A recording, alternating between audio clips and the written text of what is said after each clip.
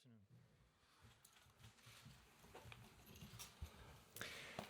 Welcome to our press conference following the EU-CELAC summit, and a special welcome to our guests, the President of Argentina and the Prime Minister of St. Vincent and the Grenadines.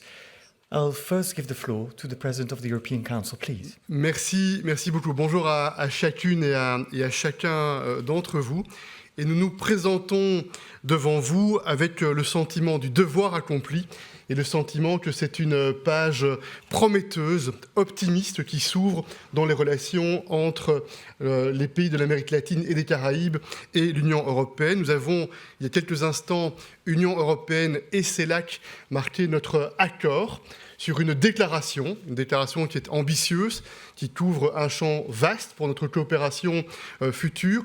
Et cette déclaration a été supportée par l'ensemble des pays, à l'exception d'un qui n'a pas pu marquer son accord en raison d'un paragraphe. C'est vous dire le succès politique de cette réunion qui a été l'occasion depuis hier de travailler sérieusement et intensément sur les différents sujets de notre agenda qui vont aussi bien de la manière d'aborder ensemble les défis liés à la transformation climatique, la protection de la biodiversité, l'engagement pour être mobilisé dans le cadre de cette transition digitale, travailler aussi sur les sujets de coopération économique, commerciale, sur le sujet des investissements également, et puis être mobilisé ensemble pour défendre des valeurs, des principes qui sont chers à nos yeux, la défense du multilatéralisme.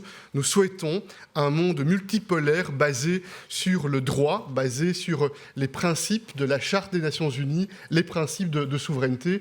Et l'ensemble de ces thèmes ont pu faire l'objet de dialogues, d'échanges approfondis. Et puis, au terme de cette réunion, de décisions qui sont prises au travers de cette déclaration ambitieuse pour l'avenir. Alors, vous le savez, ça faisait 8 années que nous n'avions pas eu l'occasion de nous retrouver ensemble autour d'une même table, et nous sommes absolument convaincus, c'est un message qui a été partagé de manière générale, qu'il n'est plus question à l'avenir d'attendre une fois encore 8 ans pour se retrouver. Au contraire, ce sommet est l'occasion de donner une nouvelle dynamique, un nouvel élan aux relations entre l'Union européenne et l'Amérique latine, et c'est en ce sens qu'il a été décidé de mettre en place un mécanisme permanent de coordination, et il a été décidé que tous les 2 ans, nous tiendrons ce sommet au plus haut niveau. Quelques éléments additionnels que je souhaite mettre en évidence. Ce sommet a aussi été l'occasion, et c'est important, de multiplier les rencontres bilatérales, parce qu'en plus des délivrables de ce sommet, il y a l'engagement à la fois des États membres de l'Union européenne avec les États du CELAC de mobiliser des partenariats, des projets concrets, de développer des capacités d'investissement, et en particulier, il y a un thème qui est essentiel, qui touche directement aux ressources naturelles, aux chaînes d'approvisionnement. Vous savez, c'est un sujet qui est très important aux yeux de l'Union européenne, mais pas seulement. Et nous voyons bien qu'il y a une grande capacité de développer davantage de partenariats opérationnels en respectant des principes importants pour l'Union européenne, c'est-à-dire la qualité des investissements, mais aussi en respectant cette idée qu'il faut des partenariats justes, des partenariats équitables, avec des capacités de développement positif pour les pays qui sont concernés au sein de l'Amérique latine et des Caraïbes. C'est un des points très importants qui a été mis en évidence. On a bien compris les messages, et je pense qu'on a aussi donné un certain nombre d'engagements sur ce sujet qui est extrêmement essentiel. Enfin, je ne veux pas être très long, parce que vous aurez l'occasion de regarder cette déclaration, mais je ne peux pas clôturer ces quelques mots sans non seulement remercier chaleureusement nos collègues, et spécialement Ralph Gonzalez, président en exercice du CELAC, mais également le prédécesseur Alberto Fernandez, vous remercier pour l'étroite coopération, pour l'amitié, pour la confiance entre nous, qui nous a permis de réussir à aller de l'avant et à valider cet important programme commun pour l'avenir. Et puis je ne peux pas non plus me présenter devant vous aujourd'hui sans vous dire mon immense satisfaction de pouvoir annoncer, après c'est vrai, des discussions qui ont été intenses sur le plan européen, que nous venons au départ du Coreper d'aboutir à un accord de principe sur les accords post-Cotonou. C'est une excellente nouvelle qui pourra être formalisée juridiquement avant la fin de la semaine. Et je voudrais rendre un hommage appuyé à la présidence rotative espagnole, au Premier ministre Pedro Sánchez, parce que c'est un premier résultat tangible, très opérationnel. Il y en a d'autres et il y en aura encore d'autres. Et c'est aussi un signal vis-à-vis de nos amis en Amérique latine et dans les Caraïbes.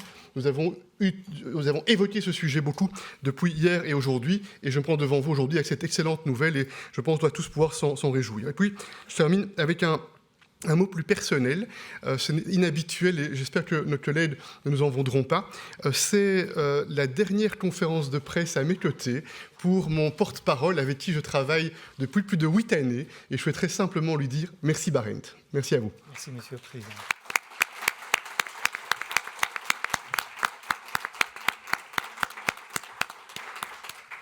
Thank you, President of the European Council. May I now give the floor to the Prime Minister of the Saint Vincent and the Grenadines. Thank you very much. Good evening, brothers and sisters, ladies and gentlemen of the media. I first of all want to thank the European Union, the European Commission, Charles, and all the heads of government of the European Union and of CELAC for being involved in what will, I think, turn out to be a historic gathering. The relationship between CELAC and the European Union is stronger today than it was yesterday or the day before yesterday as a consequence of this agreement. It's a wide-ranging agreement of 41 paragraphs touching and concerning all the major contemporary issues which concern us, both regions. CELAC and, well, Europe really remade the Caribbean and Latin America and remade itself.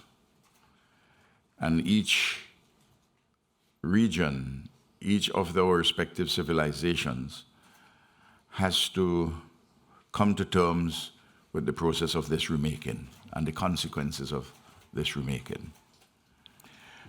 And what we have to seek to build is not only a relationship between states, but a relationship between civilizations, Latin American, Caribbean, and European civilizations. We touched on the wide range of practical issues which Charles raised, and not everybody got the language which they wanted. You would expect that there would be disagreements, and it was hard going to get the declaration, but we have arrived at this particular point. Issues touching and concerning climate change, the financing of climate change, the reform of the international financial architecture, inclusive, sustainable development, some matters which have arisen out of history for which there are contemporary manifestations of historical legacies, like, for instance, slavery and the slave trade, issues on Ukraine, on other conflicts, on the terrible embargo against Cuba, the question of involvement of the private sector in the development of Latin America, the Caribbean, and Europe, the issues of international human rights and good governance and multilateralism and the defense of international law, defense and promotion of international law, fundamental precepts of the Charter of the United Nations made flesh. We have been not together for 8 years in a summit, and in a sense we can borrow from a poem, I'm sure you know it, by Octavio Paz, Nobel laureate for literature from Mexico, in a poem Release, where he addresses the question that we grew, we withered, and then we sprouted again. CELAC EU, we grew, we withered, and we have now sprouted again. And what we have to do, we have to go to our body's edges amidst the unbounded elements of the real world of life, living, and production. Thank you very much, Charles. On the basis of this declaration, we have some actions to do. We have a lot of follow-up. This is really just part of the process of the renewal and the reaffirmation of the friendship and the relationship between Europe, Latin America, and the Caribbean. We have spoken a lot over the last few days, and you'll have a lot of questions, I have no doubt, to ask. Thank you very much. Thank you, Prime Minister. Madam President, you have the floor. Thank you very much. Thank you very much, Alberto. Thank you very much, Ralph. Thank you very much, Charles. Indeed, it was an excellent summit, and it really felt like a new beginning for old friends. We need each other. These are times of great geopolitical change, and like-minded friends like us need to stand together. We had good deliveries, and I want to focus on the part of deliveries for our people and for our businesses. On the first day, we launched the Global Gateway Investment Agenda for Latin America and the Caribbean. We will bring over 45 billion euro of high-quality European investment to Latin America and the Caribbean. More than 135 projects are already in the pipeline, so it's a very good start.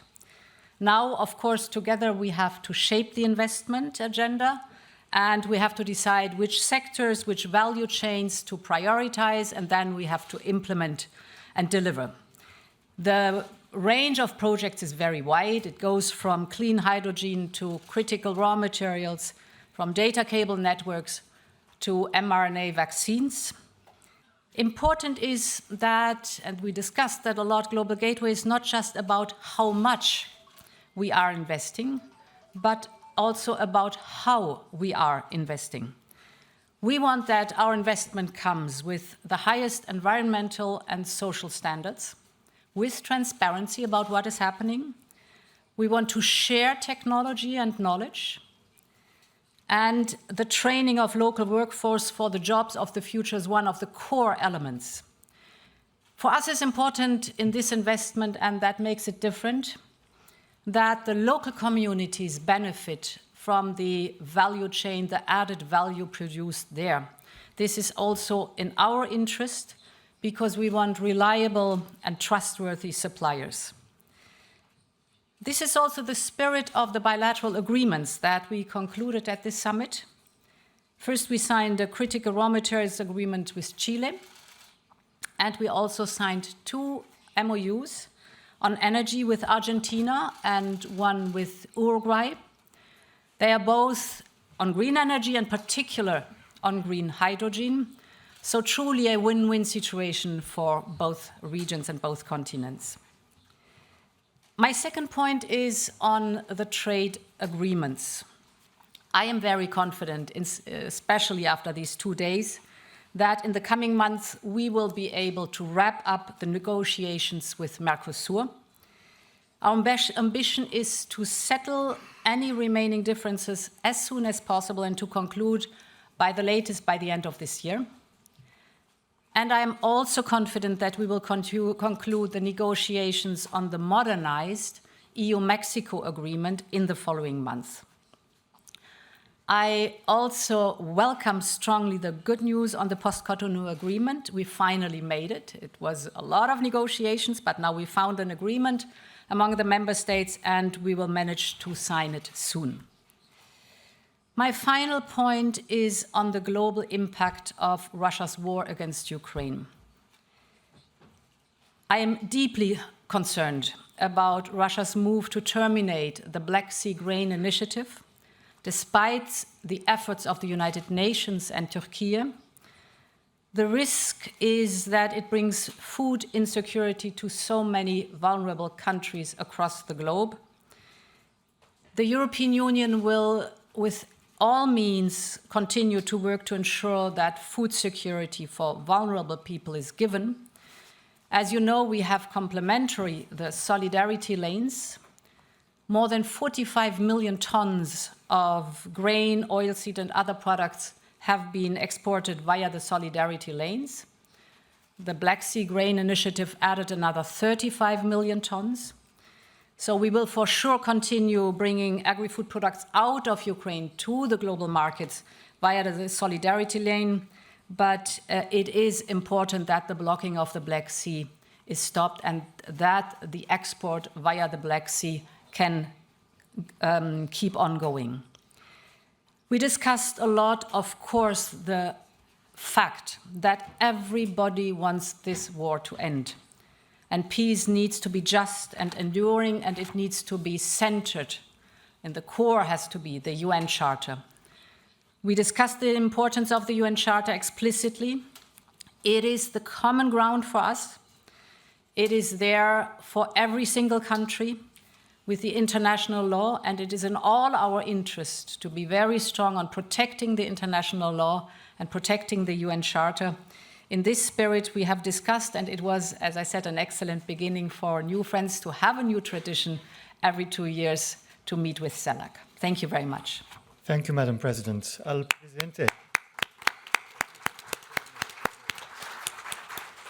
presidente de Argentina. Usted tiene la palabra.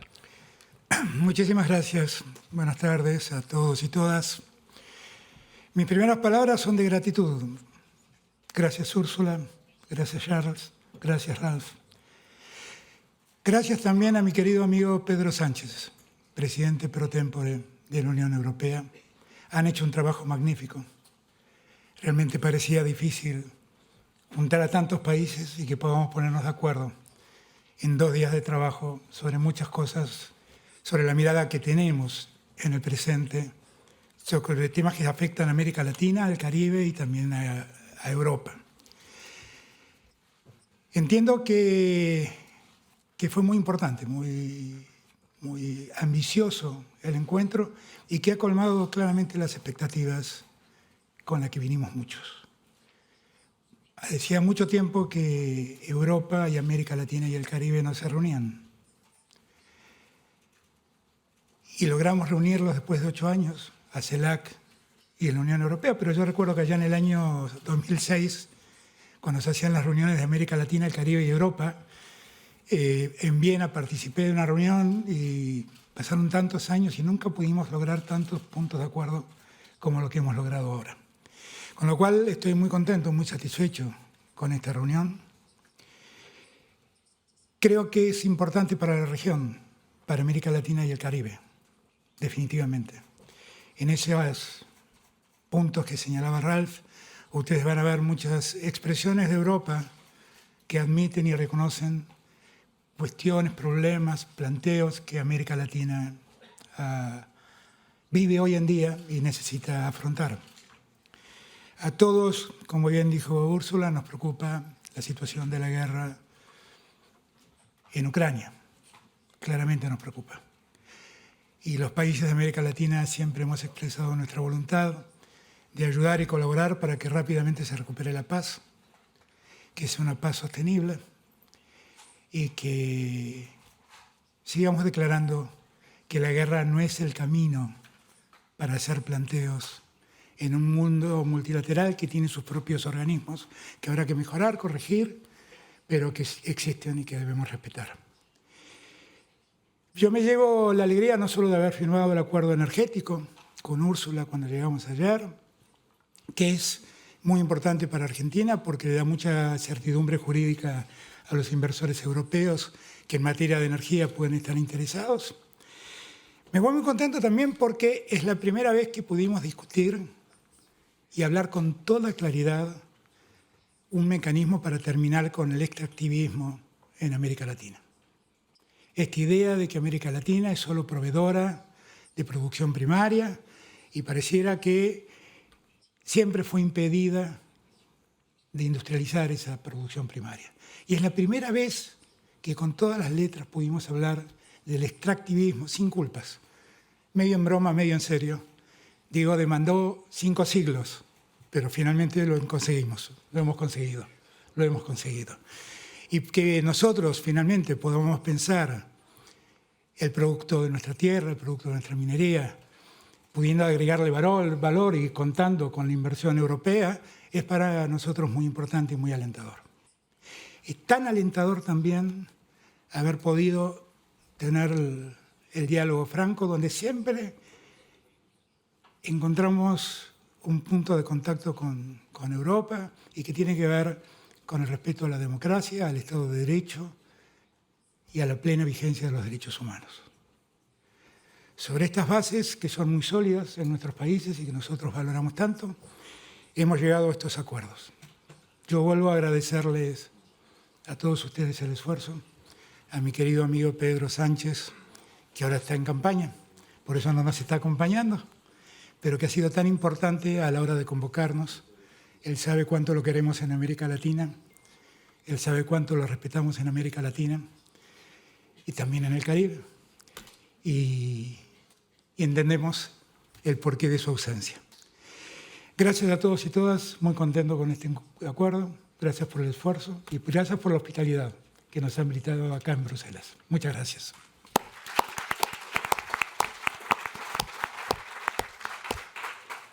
Gracias, señor presidente. We're going to take a few questions now. Marta, from TUB. Yes, please. ¿Qué tal? Buenas tardes. Voy a hablar en español, aprovechando que es la cumbre con América Latina. Mi primera pregunta es para el presidente del Consejo y cualquiera de los dos representantes de la CELAC. Se llegó a especular con invitar al presidente ucraniano a esta cumbre y al final Ucrania se ha convertido en el principal problema de la cumbre. Se ha convertido en un problema las negociaciones y se ha llegado a un acuerdo sin todos los países, en un párrafo en el que, a falta de las conclusiones finales, no aparece la agresión a Rusia. No sé si aparece como la guerra contra Ucrania.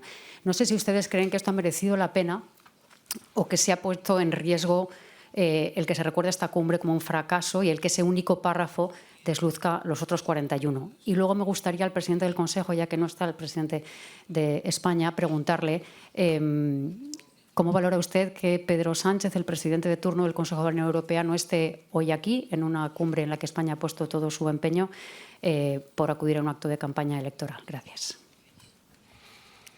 Non, deux points. Le premier élément, la position de l'Union européenne s'agissant de la guerre contre l'Ukraine, elle est bien connue. À chaque Conseil européen, on a l'occasion de réaffirmer avec force, avec précision, la détermination et l'unité de l'Union européenne s'agissant de la défense et de la protection des intérêts de l'Ukraine et de la condamnation de la Russie.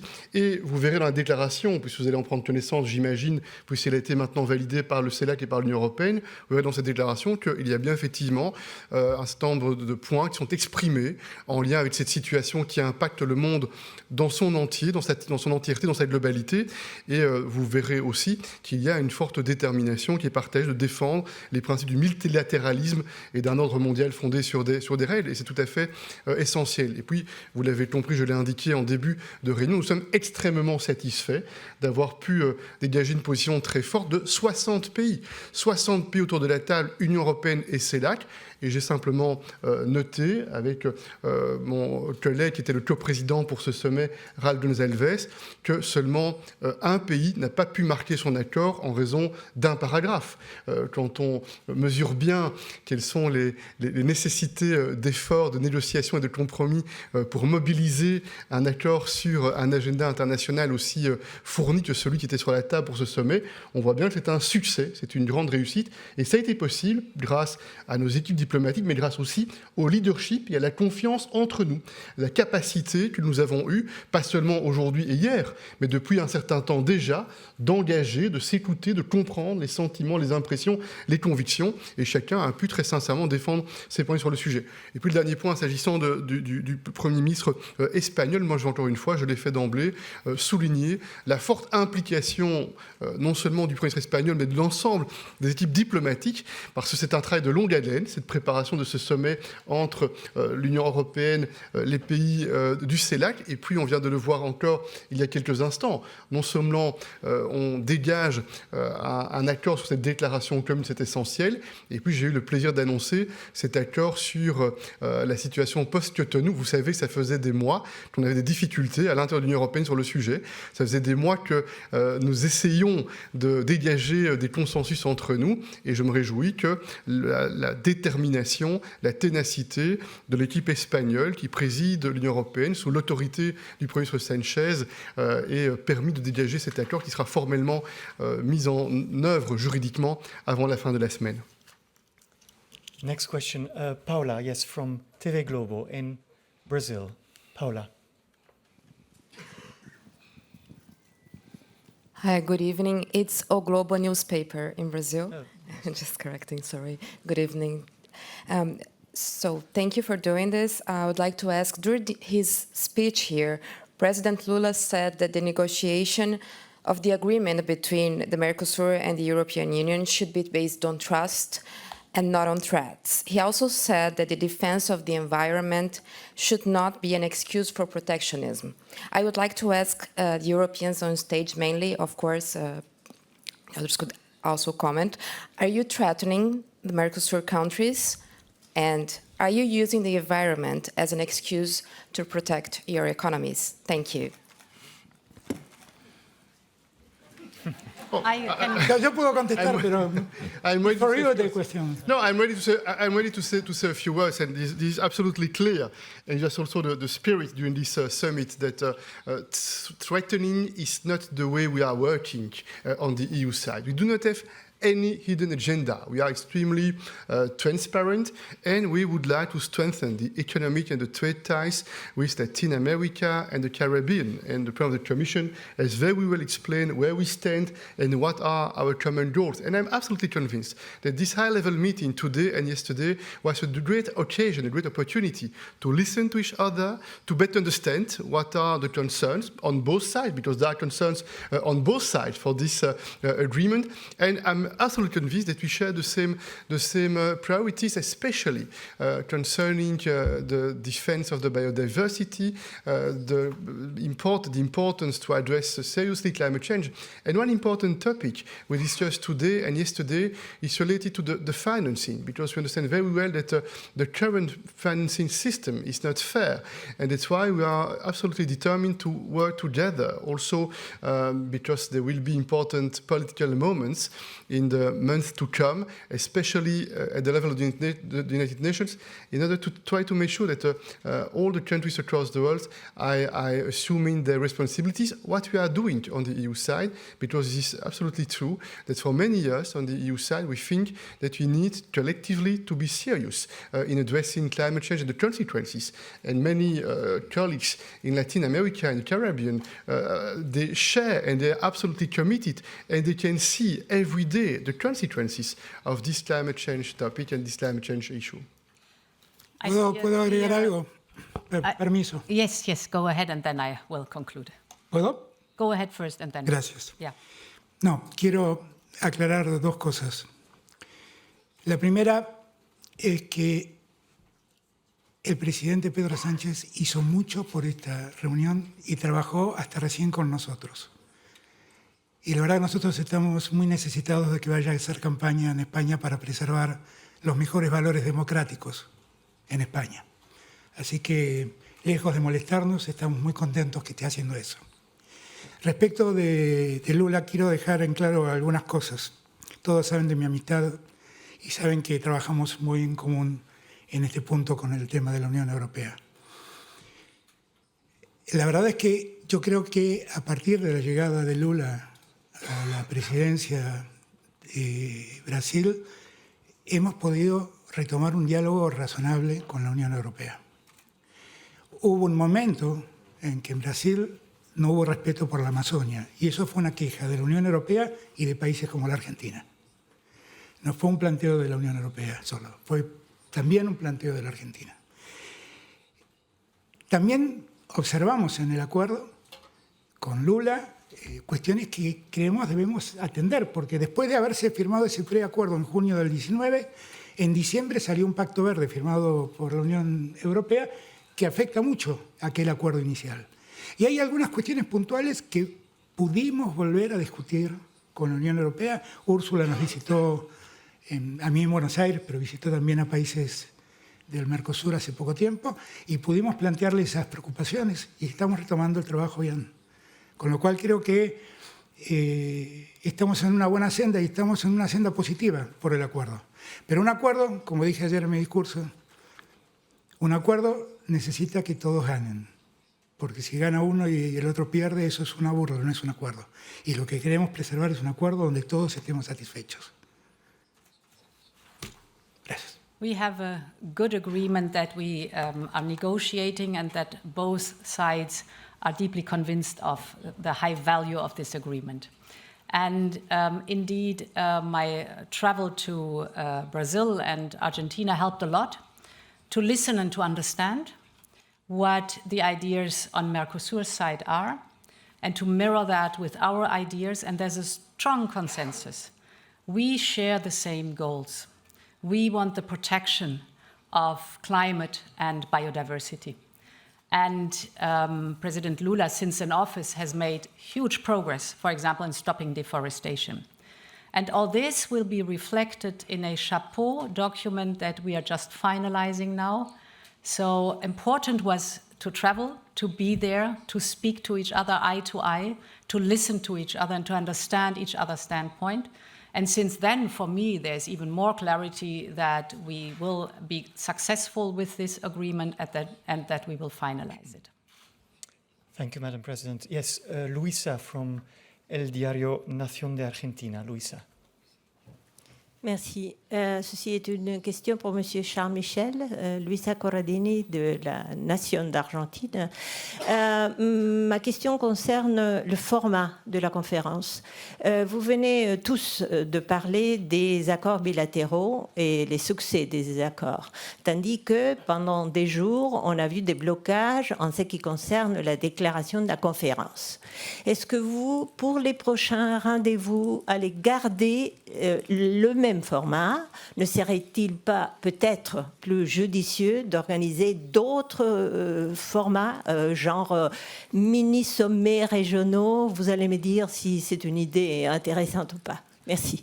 D'abord, nous écoutons toujours les idées intéressantes, mais il se fait que le format Union européenne-Amérique latine, il est composé des 27 États membres de l'Union européenne et de la trentaine de pays qui composent l'Amérique latine et les Caraïbes. C'est de cela dont il s'agit. Et donc, vous avez absolument raison que mettre d'accord sur des sujets aussi complexes et aussi essentiels, 60 pays, 60 gouvernements qui représentent leur population, n'est pas une chose aisée. Et donc, je reconnais que les débats ont été des débats qui ont nécessité beaucoup d'implication, beaucoup d'engagement, parce qu'il y a des convictions autour de la table. Mais ce qui est essentiel, c'est qu'on a constaté que ce qui nous unit est très fort. Et ce qui nous unit est probablement beaucoup plus fort que ce qui nous sépare, que ce qui nous divise. Et certainement, après 8 années, c'était la première réunion. C'était important d'avoir une ambition commune, d'affirmer cette déclaration, ces choses faites.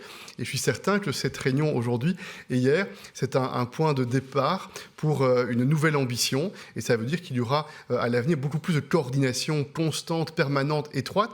Et je ne doute pas que cela facilitera aussi les compréhensions mutuelles lorsqu'il s'agira, dans 2 ans au plus tard, d'avoir à nouveau l'occasion de se prononcer sur des sujets pour continuer à resserrer les liens entre l'Amérique latine et les Caraïbes et l'Union européenne.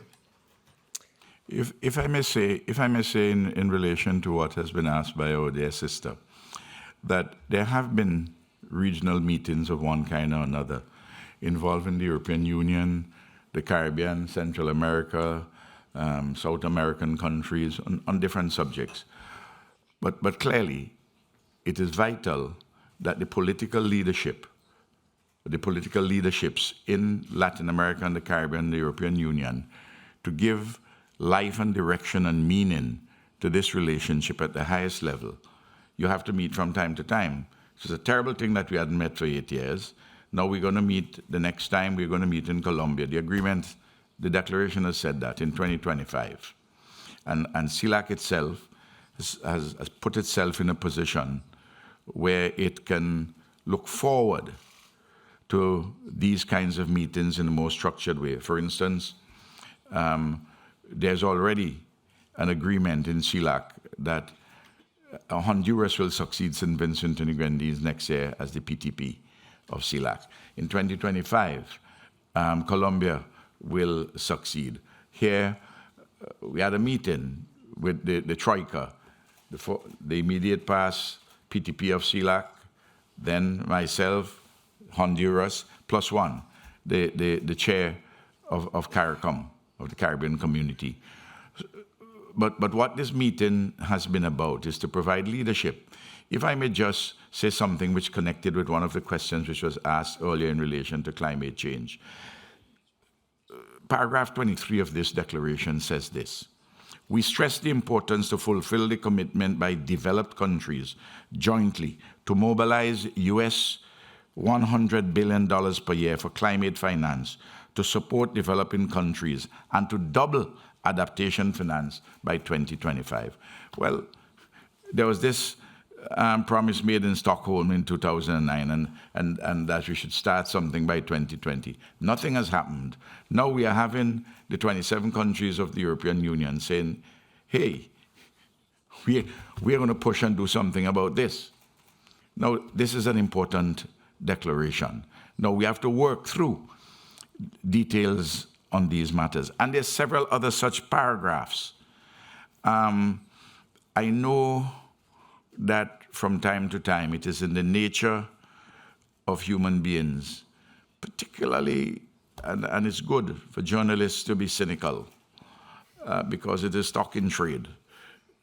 But there's great promise here, and I think we should not suspend our judgment as to what is here, but to hold us, and particularly the Europeans in this case, because they have more resources, to hold their feet to the fire.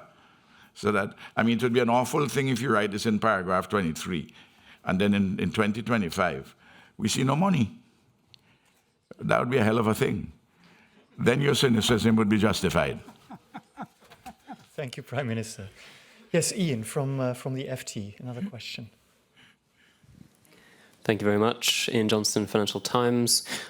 Just to come back to the paragraphs on Ukraine, does the last 48 hours show that despite 18 months of war, documented war crimes by Russia, Europe can still not convince some countries in the global south to unite behind a condemnation of Russia's invasion? And to Prime Minister Gonçalves and President Fernandez, has there been too much of a focus on Ukraine at this summit? Has that used up energy that could have been dedicated to other issues such as climate change, trade relations? Absolutely not. Absolutely not. I can tell you straight from the very beginning. I said to Charles, we cannot make this summit between the European Union and CELAC be a summit on Ukraine.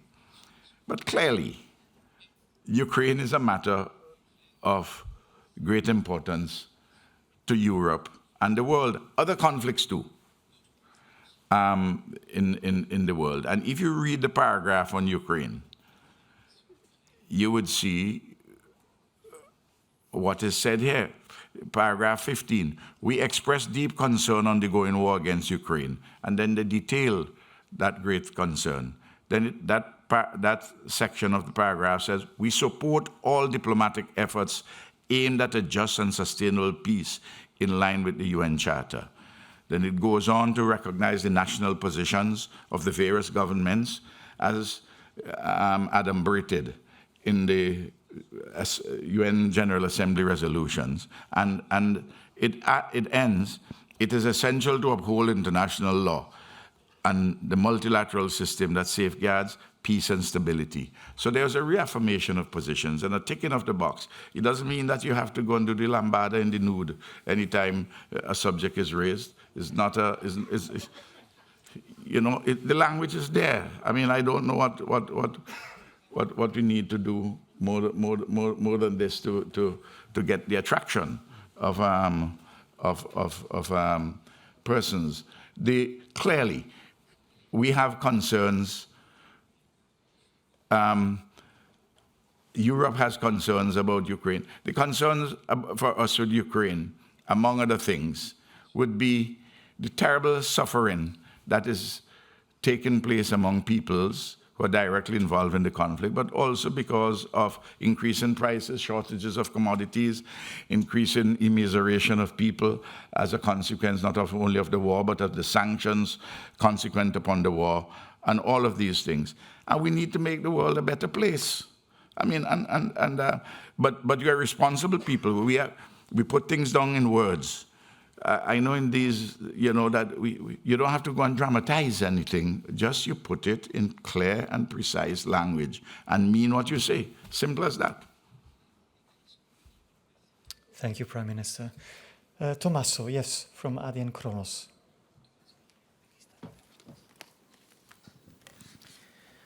Yes, good afternoon, Tommaso Gallovati in Kronos, Italy. It's just a question, I apologize to go back to the war in Ukraine, but given that Cardinal Matteo Zuppi is being received to the White House, if I'm not mistaken, do you see, a movement towards a deal or something similar to a solution for the war? Because we are heading slowly towards the US elections of 2024. Thanks. You want to address that question to whom exactly, Tommaso? Peut-être deux choses, et ça fera le lien aussi avec la question précédente.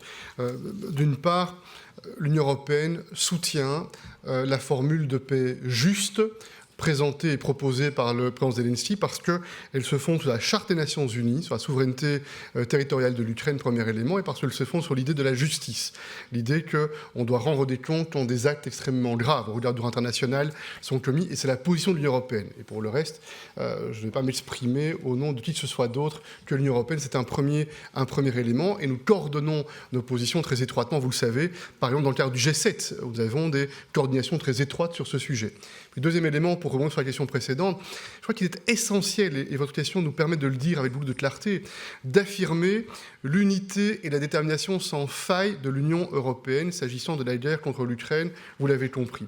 Mais c'est aussi très essentiel de noter que nos amis d'Amérique latine et des Caraïbes défendent avec nous le droit international, l'ordre fondé sur des règles, et disent, cela vient d'être fait, le sujet de l'Ukraine est un sujet de sécurité pour l'Europe et pour le monde. C'est un sujet de sécurité globale, c'est de cela dont il s'agit, c'est extrêmement important que ce soit mis en évidence. Mais ce que je veux vous dire, c'est que le message que nous voulons donner, comme Union européenne, à nos partenaires partout dans le monde, y compris en Amérique latine, dans les Caraïbes, c'est que nous n'oublions pas, nous ne sommes pas aveugles, nous voyons bien qu'il y a beaucoup d'autres défis qui n'ont pas disparu depuis le déclenchement de la guerre contre l'Ukraine. La question du changement climatique, la question de l'équité des financements internationaux pour adresser les défis liés au développement, à la lutte contre la pauvreté, la transformation radicale en lien avec la transformation digitale et l'émergence de l'intelligence artificielle. Sur tous ces sujets-là, tous ces défis qui existaient avant le déclenchement de la guerre en Ukraine, contre l'Ukraine. Ils sont encore plus difficiles aujourd'hui, c'est vrai, mais l'Union européenne reste un partenaire loyal, engagé dans la communauté internationale pour adresser ces sujets-là. Et c'est aussi important que nos amis entendent ce message-là, et c'est important aussi que nos amis ukrainiens soient mobilisés à nos côtés pour porter ce message-là vers l'ensemble des régions dans le monde. I think all of us, we want peace, and most of all, the people in Ukraine want peace. They suffer horribly. And I think it was a very good session that we had today on Russia's war in Ukraine, because you could feel there's one core element that keeps us together and where the common ground is. And this is indeed the UN Charter and the international law.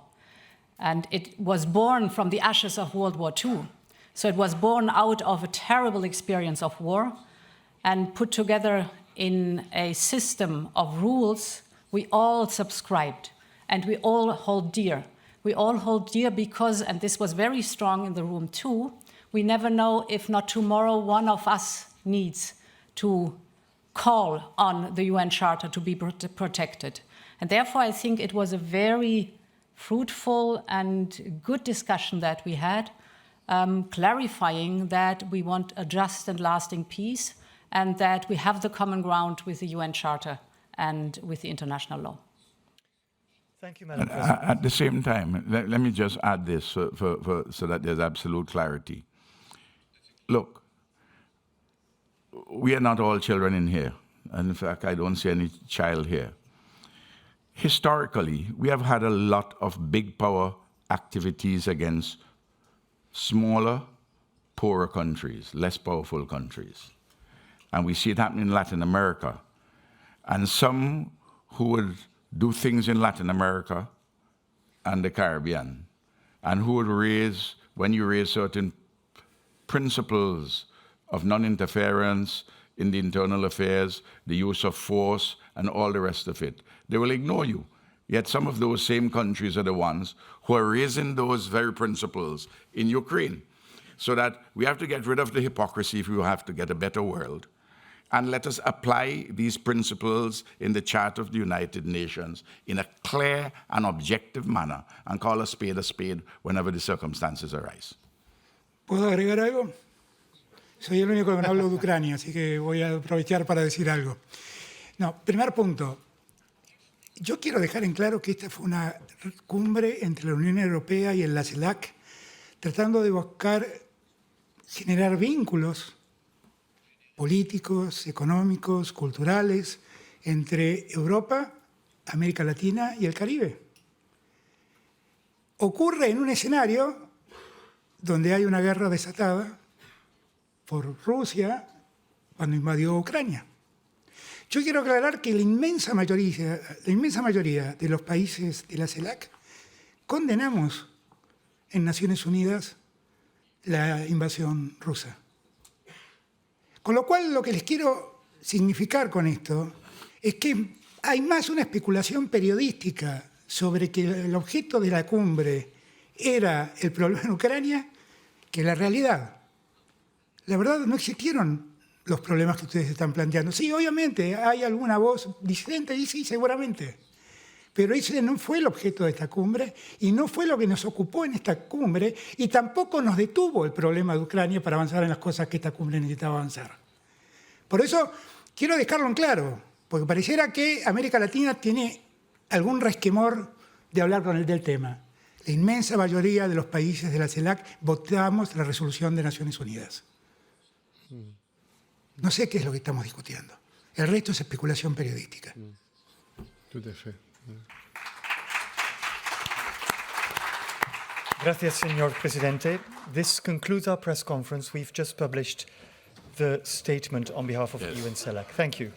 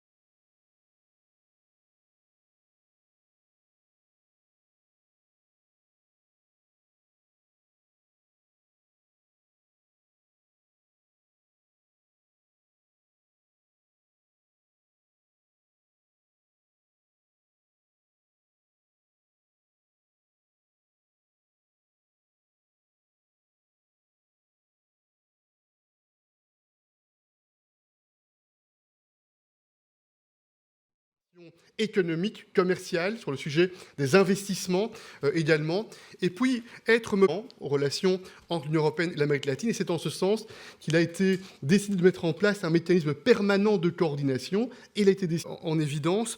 Ce sommet a aussi été l'occasion. Et c'est important de multiplier les rencontres bilatérales par temps.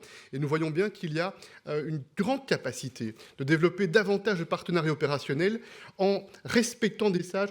Et je pense qu'on a aussi donné un certain d'engagement sur ce sujet qui est extrêmement essentiel. Enfin, je ne veux pas être très long sur l'exercice du CELAC, mais également le prédécesseur Alberto Fernandez. Vous remercier pour l'étroite coopération. C'est un premier résultat tangible, très opérationnel. Il y en a d'autres, et il y en aura encore d'autres, et c'est aussi un signal vis-à-vis de nos amis depuis plus de 8 années, et je souhaiterais simplement lui dire merci Barent. Merci à vous. Merci, Monsieur le Président. For being involved in what will, I think, turn out to be a relationship between CELAC and the European Union is stronger today. National financial architecture, inclusive, sustainable development, some matters on Ukraine, on other conflicts, on the terrible fundamental precepts of the Charter of the United Nations made flesh.